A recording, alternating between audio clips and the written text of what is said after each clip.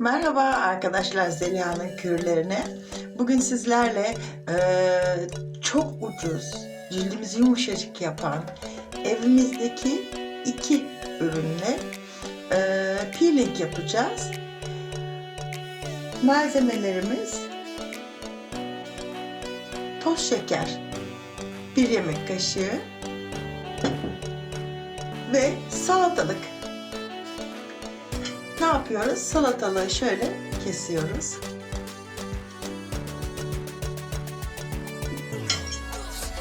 Ve sadece cildimize salatalığı, toz şekeri şöyle batırıp dairesel yüzümüze peeling yapıyoruz. Biliyorsunuz salatalığın %95'i su. Şekerle yüzünüzü çizmez. Çok bastırmadan şöyle hafif hafif. Bu arada tanıştığımıza sevindim. Kanalımı yeni açtım. Hoş geldiniz bu arada.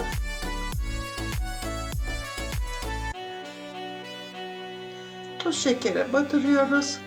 Bu siyah noktaları filan da götürüyor. Söyleyeyim, burnumuzun üzerindeki aknelere de çok iyi geliyor. Yardımcı oluyor.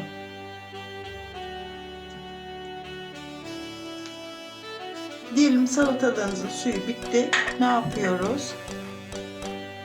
Bıçağımızla üst katmandan yine bir dilim alıp kenara bırakıyoruz. Ve nemli bölümüne tekrar toz şekere batırıp peelingimize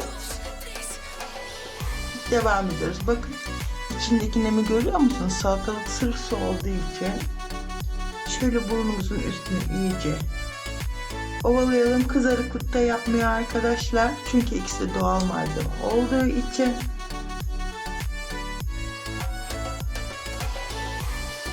Yani bu pandemi günlerinde evimizde yapabileceğimiz hem ekonomik hem çok güzel bir peeling.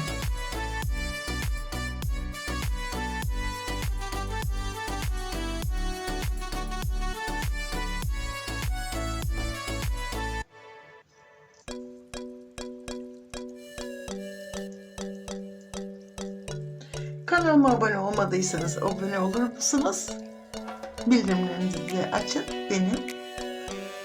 Ardından yorumlarınızı bırakabilirsiniz. Bu kadar.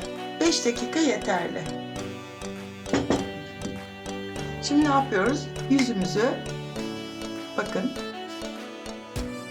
peelingimizi yaptık. Yıkıyoruz.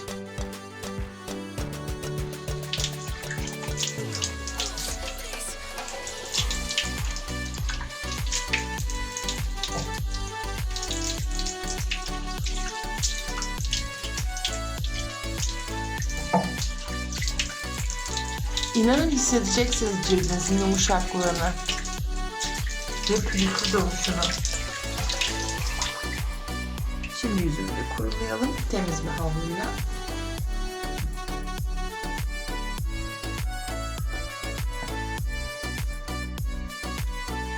Hem cildimizin gözeneklerini hem açıyor hem de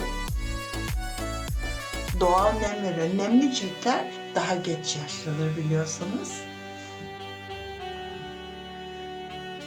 İşte bakın, pürüzsüz, yumuşacık.